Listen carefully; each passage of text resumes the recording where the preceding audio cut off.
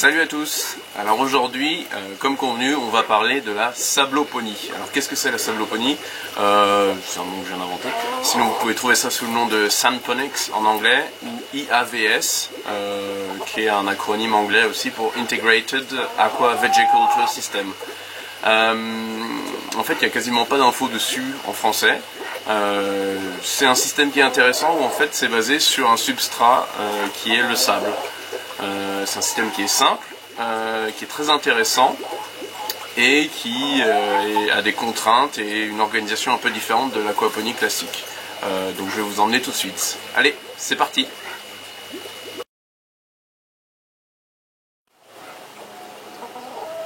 Alors comment est-ce que ça marche? Là, comme vous pouvez voir, vous avez un bac de sabloponie.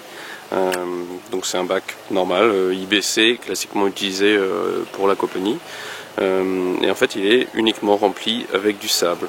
Et vous pouvez voir les végétaux ici sont sur des espèces de petites buttes. En fait ça c'est le secret de ce système là. Si vous avez des espèces de buttes où on va mettre les végétaux et des tranchées où l'eau par lesquelles l'eau va arriver. Donc je vais le mettre en route et vous allez voir ce que ça donne. L'eau arrive par ce système là, donc ça vient soit du bac de poisson directement, soit du bac tampon, et puis elle va couler le long des tranchées. Les tranchées vont se remplir, comme on peut voir ici. Là on en a une qui est en train de se remplir, et le niveau de l'eau va monter petit à petit le long des buttes. Et on va laisser l'eau couler comme ça pendant 5 à 10 minutes en fonction du débit. Et puis après on va arrêter ça et l'eau va s'écouler tout doucement à travers le sable.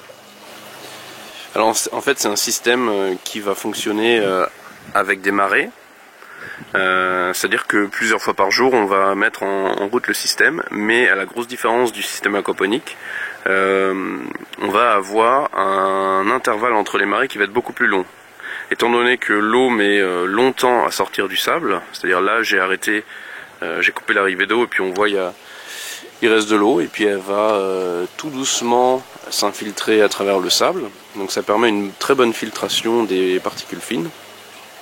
Et on a l'évacuation qui est ici, que je vais vous montrer. Donc là on a un tuyau et puis tout au fond on a un débord qui est là, où en fait c'est juste au fond de la cuve. Et l'eau s'infiltre petit à petit, on la voit qui s'infiltre, et elle va quitter le bac pour retourner au bac tampon qui est là. Là on voit l'eau qui arrive du bac de culture sur sable. Et donc ce qui va se passer ensuite, c'est qu'on va le laisser pendant 2 à 3 heures, histoire que l'eau quitte bien le bac, que ce soit pas gorgé d'eau, et on va le laisser avec à sec on va dire pendant 2 ou 3 heures avant de remettre une marée qui va durer 5 à 10 minutes là encore. Alors ce qui se passe c'est que là où l'eau arrive, c'est-à-dire dans les tranchées, on voit que le sable a une couleur un peu marron comme ça. En fait c'est normal, c'est les dépôts solides qui vont arriver du système de l'eau des poissons qui vont se déposer et on va avoir un développement bactérien et puis de microalgues aussi ça va créer une espèce d'écosystème à la surface et ils vont être très utiles pour libérer les nutriments qu'on ne peut pas d'habitude dans le système aquaponique. Et puis à côté de ça, vous avez tout le sable qui sert de support bactérien aux bactéries classiques de dénitrification. Donc tout ce petit monde est content. Alors en termes d'avantages, c'est un système qui est très intéressant.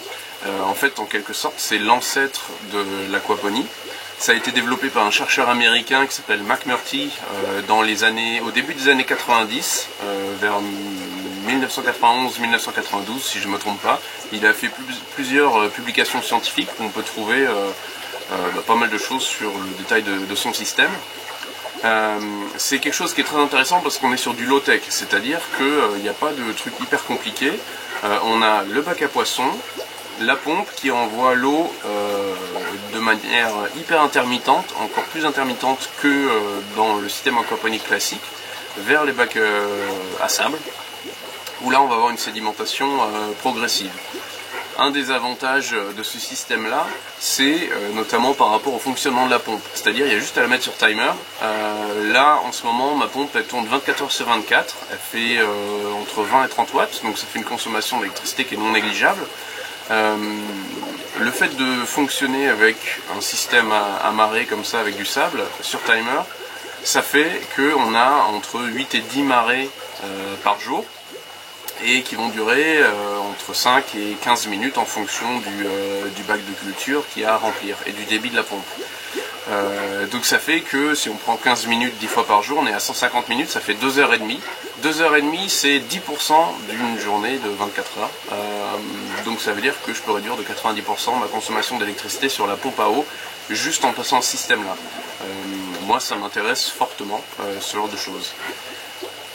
Un autre aspect aussi, c'est que techniquement, il n'y a pas nécessairement besoin de filtre, puisqu'en fait, on peut envoyer l'eau des poissons directement dans les tranchées du sable, ça va filtrer tout ça à la surface.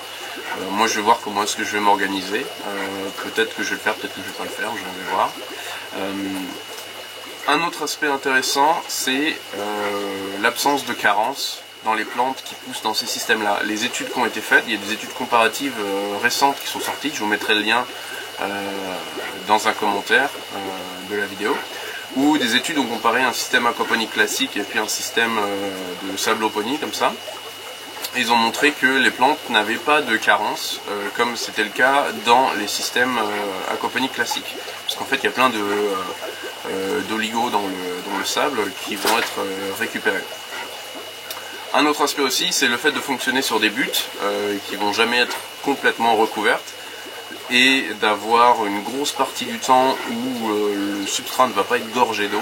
Ça permet de cultiver techniquement des légumes racines, type radis, carottes et autres. Donc ça je vais voir, je vais expérimenter, je vais voir si ça marche.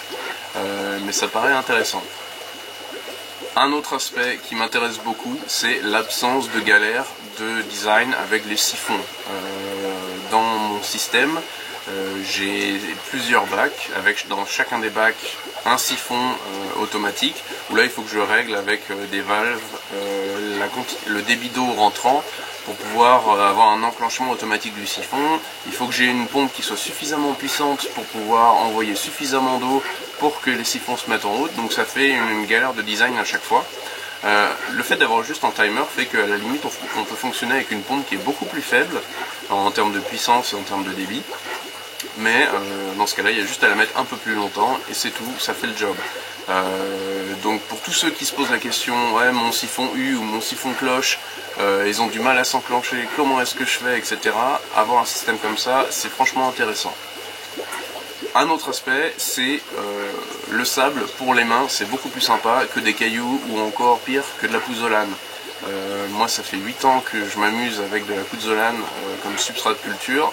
À chaque fois que vous creusez un peu dedans, c'est la galère parce que ça devient autobloquant et quand vous farfouillez dans l'eau avec les doigts mouillés et la pouzzolane, ça vous éclate un petit peu les doigts. Le fait de pouvoir sortir une plante juste en tirant dessus tout doucement et de remettre le sable en place, c'est franchement sympa. Bon, pour ceux qui ont des billes d'argile, c'est pas la même histoire puisque les billes d'argile permettent d'avoir quelque chose d'à peu près similaire, à la différence que le sable, il n'y a pas besoin de le tamponner au niveau du pH, comme c'est le cas avec les billes d'argile.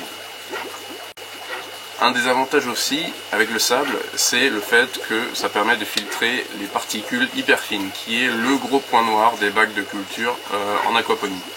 C'est-à-dire qu'on a beau mettre plein de filtres, toutes les études scientifiques le montrent, à chaque fois on galère parce qu'on se retrouve avec plein de microparticules en suspension qui ne sont pas arrêtées par les différents filtres.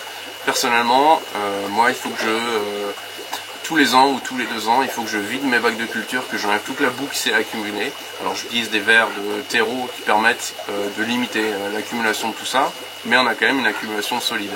Avec le sable, les différents systèmes qui ont été faits, que j'ai pu voir sur internet, où quelques années plus tard, ils enlevaient le sable, ils faisaient une coupe pour voir s'il y avait beaucoup de sable s'il y avait beaucoup de particules dans le sable, on se rend compte qu'en fait on va avoir une pénétration des particules et des boues sur à peu près 5 cm et puis le reste est intact. Donc ça permet d'avoir beaucoup moins de particules en suspension et donc pour les ouïes des poissons c'est beaucoup plus sympa. En termes d'inconvénients, il y en a deux et voire un troisième potentiel. Alors le premier inconvénient ça va être le fait que pour le bac à poissons, il va falloir avoir un design qui permette d'avoir une accumulation des solides en un seul endroit pour pouvoir l'évacuer. Étant donné qu'on ne va pas avoir la pompe qui va tourner H24, il faut que pendant la période pendant laquelle la pompe ne tourne pas, on ait les solides qui puissent s'accumuler en un endroit de manière à ce que quand elle se remet en place, on puisse avoir tout ça qui soit évacué. Ça, c'est pas super compliqué. L'inconvénient le plus critique, enfin c'est le point le plus critique pour la sabloponie, c'est de trouver le sable avec les bonnes propriétés. Parce qu'en fait, n'importe quel sable ne fait pas le job. Il faut en trouver un qui a les bons critères, et je reviendrai là-dessus plus tard. Et enfin, comparer à un système aquaponique classique comme celui-ci, où on a un brassage de l'eau constant qui va aller dans les différents bacs de culture, dans les différents bacs à poissons, être pompé en permanence, les siphons qui vont s'enclencher, on va avoir une très bonne oxygénation de l'eau. Si on n'a pas ça, si on a une pompe qui se met en route à intervalles réguliers, mais c'est-à-dire avec une régularité de quelques heures, on a potentiellement une eau qui va être moins riche en oxygène dissous. Donc ça veut dire adapter les espèces de poissons. Potentiellement, je ne suis pas sûr que des truites puissent être en super forme dans un système comme ça.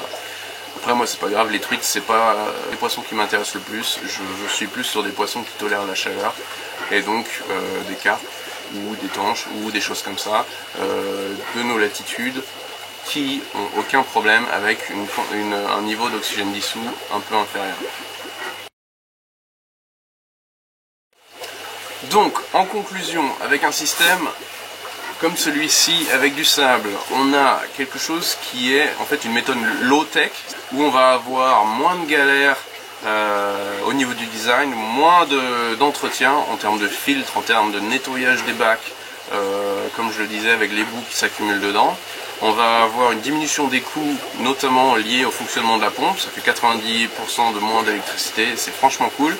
Et puis à côté de ça, ça veut dire que si on a moins besoin d'électricité, on va augmenter notre résilience par rapport à des coupures de courant ou des choses comme ça. Après, c'est quelque chose qui n'est pas forcément compatible avec toutes les espèces de poissons, ça reste à prouver. Les quelques études qui ont été publiées dessus, elles ont été faites plutôt avec des poissons tolérants à des bas niveaux d'oxygène dissous comme du tilapia. Ça a été beaucoup fait sur des systèmes semi-tropicaux. C'est en train de se développer beaucoup dans des pays comme l'Égypte, où il y a vraiment une communauté qui grandit sur l'utilisation et le développement des systèmes de sabloponie. Donc on n'est pas sur de la truite, on est plutôt sur du tilapia. Personnellement, moi j'ai adopté ce système, c'est-à-dire que je vais enlever dans tous les bacs à gravier, je vais remplacer le gravier par du sable et me simplifier la vie avec juste un timer sur la pompe et puis un système comme ça. Ce sera beaucoup plus simple d'entretien parce que personnellement, pour moi, avoir un système high-tech qui consomme beaucoup d'électricité et de ressources grises pour un système amateur, je trouve pas ça justifié. Pour moi, un système low-tech avec un bas niveau de consommation et un haut niveau de productivité, c'est largement plus adapté à un système amateur. Mais après, ça, c'est que mon avis. Vous avez peut-être des avis qui divergent.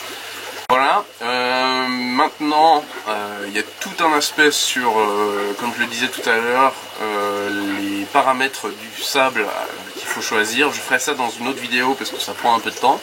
Si cette vidéo vous a plu, n'hésitez pas à mettre un like, à vous abonner quelque part par ici.